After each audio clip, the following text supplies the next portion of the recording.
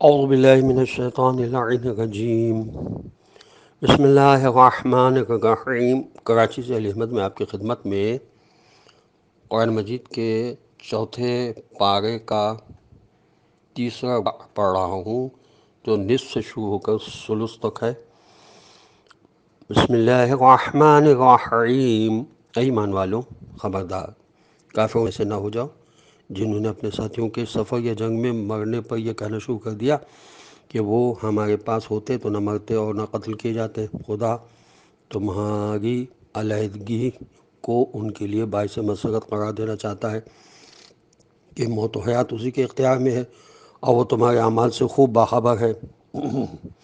اگر تم راہ خدا میں مر گئے یا قتل ہو گئے تو خدا کی طرف سے مغفرت و رحمت ان چیزوں سے کہیں زیادہ بہتر ہے جنہیں یہ جمع کر رہے ہیں،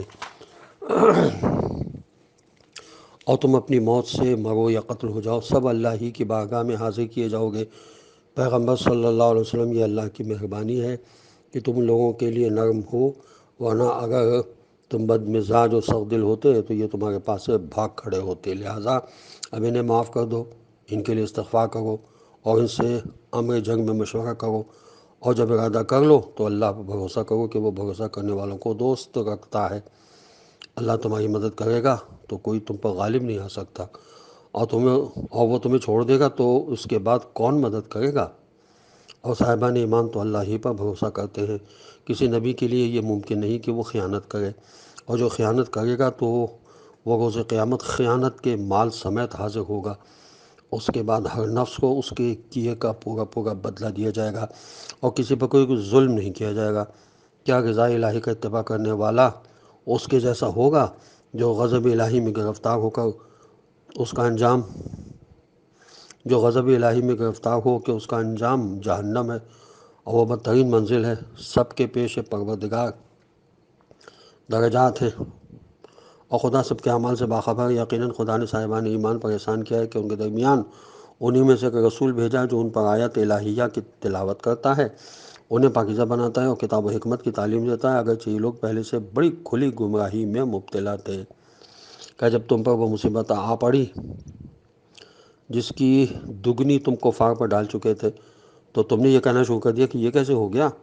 تو پیغمبر آپ صلی اللہ علیہ وسلم کہہ دیجئے کہ یہ سب خود تمہاری طرف سے ہے، اور اللہ ہر شے پر قدرت رکھتا ہے، اور جو کچھ بھی اسلام و کفر کے لشکر کے مقابلے کے دن تم لوگوں کو تکلیف پہنچی ہے وہ خدا کے علم میں ہے، اور اسی لیے کہ وہ مومنین کو جاننا چاہتا تھا اور منافقین کو بھی دیکھنا چاہتا تھا۔ ان منافقین سے کہا گیا کہ آؤ راہ خدا میں جہاد کرو یا اپنے نفس سے دفاع کرو، تو انہوں نے کہا کہ ہم کو معلوم ہوتا کہ واقعی جنگ ہوگی تو تمہارے ساتھ ضرور آتے۔ یہ ایمان کی نسبت کفر سے زیادہ قریب تک ہیں، اور زبان سے وہ کہتے ہیں جو دل میں نہیں ہوتا، اور اللہ اور ان کے پوشیدہ امور سے باخبر ہے۔ یہی وہ لوگ ہیں جنہوں نے اپنے مقتول بھائیوں کے بارے میں یہ کہنا شروع کر دیا کہ وہ ہماری اطاعت کرتے تو ہرگز قتل نہ ہوتے۔ تو پیغمبر ان سے کہہ دیجئے کہ اگر اپنے دعوے میں سچے ہو تو اب اپنی ہی موت کو ٹال دو، اور خبردار راہ خدا میں قتل ہونے والوں کو مردہ خیال نہ کرنا، وہ زندہ ہیں اور اپنے پروردگار کے ہاں رزق پا رہے ہیں، خدا کی طرف سے ملنے والے فضل و کرم سے خوش ہیں، اور جو ابھی تک ان سے ملحق نہیں ہو سکے ہیں ان کے بارے میں یہ خوشخبری رکھتے ہیں کہ ان کے واسطے بھی نہ کوئی خوف ہے اور نہ حزن۔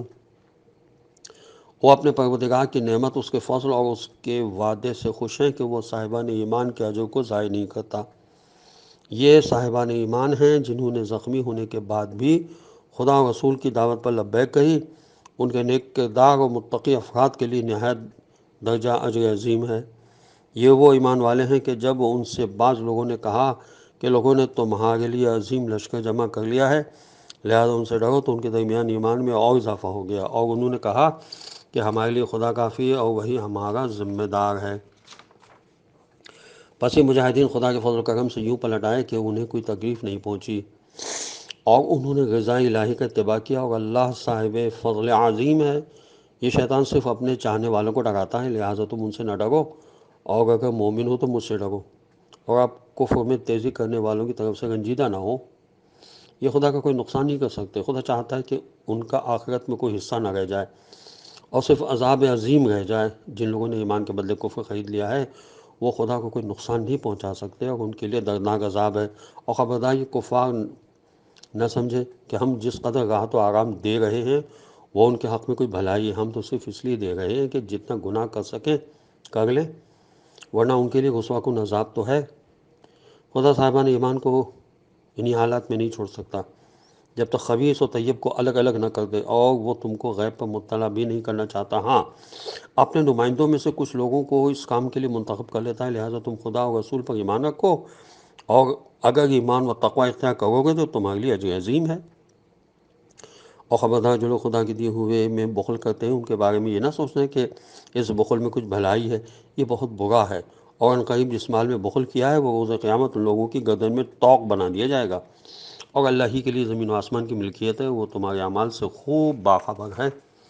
اللہ نے ان کی بات کو بھی سن لیا ہے جن کا کہنا ہے کہ خدا فقیر ہے معاذ اللہ اور ہم مالدار ہیں۔ ہم ان کی اس محمل بات کو اور ان کے انبیاء علیہ السلام کے ناحق قتل کرنے کو لکھ رہے ہیں، اور انجام کار ان سے کہیں گے کہ اب جہنم کا مزہ چکھو،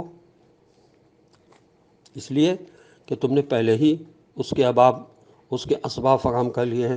اور خدا اپنے بندوں پر ظلم نہیں کرتا ہے۔ جو لوگ یہ کہتے ہیں کہ اللہ نے ہم سے عہد لیا ہے کہ ہم اس وقت تک کسی رسول پر ایمان نہ لائیں جب تک وہ ایسی قربانی پیش نہ کرے جسے آسمانی آگ کھا جائے، تو ان سے کہہ دیجئے کہ مجھ سے پہلے بہت سے رسول معجزات اور تمہاری فرمائش کے مطابق صداقت کی نشانی لے کر آئے، پھر تم نے انہیں کیوں قتل کر دیا؟ اگر تم اپنی بات میں سچے ہو، اس کے بعد بھی آپ کی تکذیب وہ کریں گے، تو آپ سے پہلے بھی رسولوں کی تکذیب ہو چکی ہے جو معجزات، مواعظ اور روشن کتاب سب کچھ لے کر آئے تھے۔ ہر نفس موت کا مزہ چکھنے والا ہے، اور تمہارا مکمل بدلہ تو صرف قیامت کے دن ملے گا۔ اس وقت جسے جہنم سے بچا لیا گیا اور جنت میں داخل کر دیا گیا وہ کامیاب ہے، اور زندگانی دنیا تو صرف دھوکے کا سرمایہ ہے۔ یقیناً تم اپنے اموال اور نفوس کے ذریعے آزمائے جاؤ گے، اور جن کو تم سے پہلے کتاب دی گئی ہے اور جو مشرک ہو گئے ہیں سب کی طرف سے بہت اذیتناک باتیں سنو گے۔ اب اگر تم صبر کرو گے اور تقوی اختیار کرو گے تو یہی امور میں استحکام کا سبب ہے۔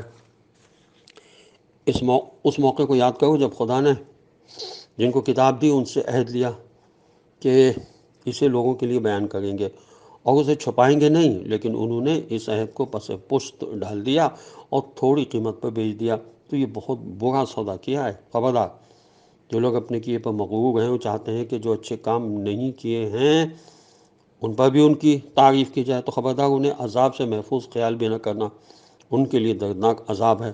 اور اللہ کے لیے زمین و آسمان کی کل حکومت ہے اور وہ ہر شے پر قادر ہے۔